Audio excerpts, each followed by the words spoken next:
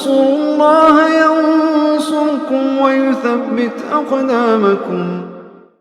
Apakah orang yang muslim dan melakukan syirik akbar dengan sengaja?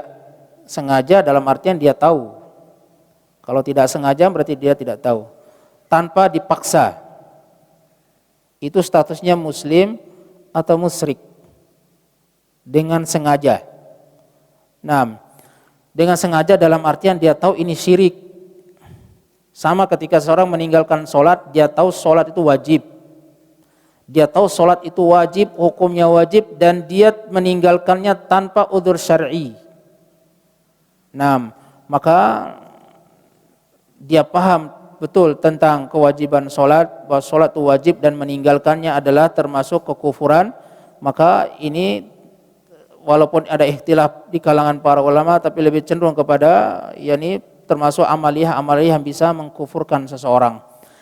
Apakah kemudian pelakunya dikatakan sebagai orang kafir dengan sengaja tanpa dipaksa dan statusnya apakah dia termasuk orang kafir? Maka ada beberapa yakni penghalang-penghalang yang kemudian tidak bisa dijatuhkan vonis secara langsung kepada pelakunya.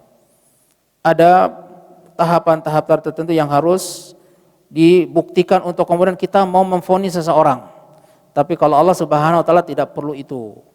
Allah tahu apa yang ada dalam benak hati seseorang.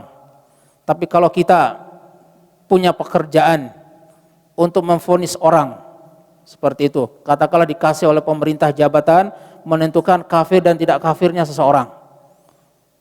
Kalau muncul ada zaman seperti itu, ada orang yang ditugaskan untuk itu, maka ini perlu penelitian personal. Tidak boleh dipakai secara aturan secara umum. Nah, ini pembahasan cukup panjang dan lebar. Artinya kalau pertanyaannya diarahkan kepada untuk takfiri, pengkafiran seseorang, maka perlu pendalilan yang detail tentang personal orangnya, takyin masing-masingnya.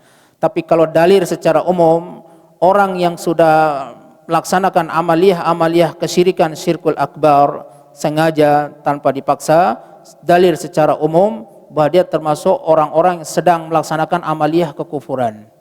Apakah dia kafir? Maka ini perlu perincian kepada masing-masing pelaku. Perlu diangkat segala bentuk hal yang bisa menghalangi dia untuk kemudian divonis sebagai orang-orang yang kafir. Tapi kalau dianggap sebagai pelaku amaliyah kekufuran, iya. Apakah dia kafir? Belum tentu. Wallahu tabaraka wa taala a'lam.